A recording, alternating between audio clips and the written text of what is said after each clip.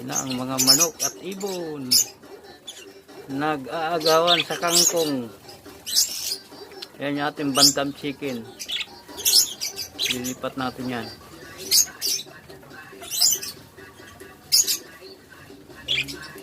So nag-aagawan, no?